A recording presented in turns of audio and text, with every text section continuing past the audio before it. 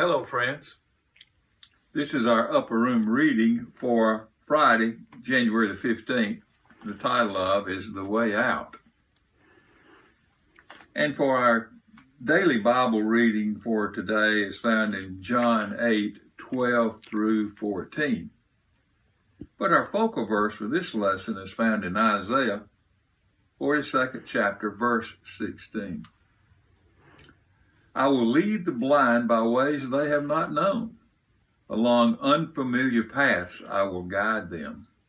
I will turn the darkness into light before them and make the rough places smooth. These are the things I will do. I will not forsake them.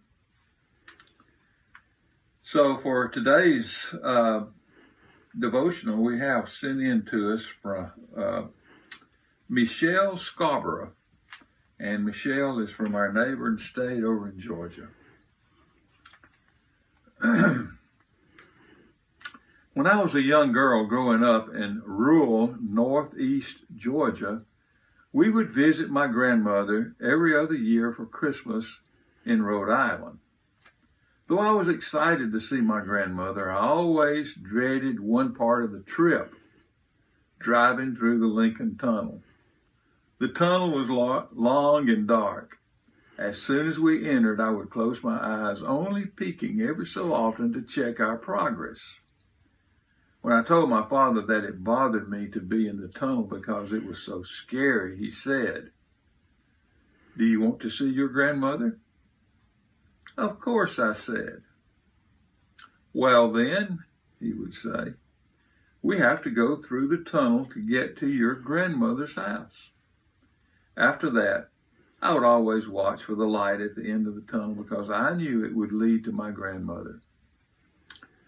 Later in my life, I was going through a difficult divorce. Sometimes I wished there were another way. I begged God to help me avoid this tunnel time in my life.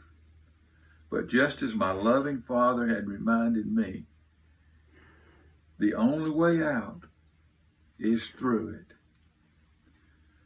Though this experience was unpleasant, I knew better days were waiting for me. I would catch glimpses of God's light even on the darkest days, and eventually I saw the full light at the end of my tunnel. And the thought for today is, God's light will lead me through any challenge. And our prayer for today.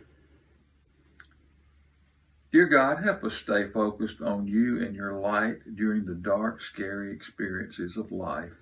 Amen.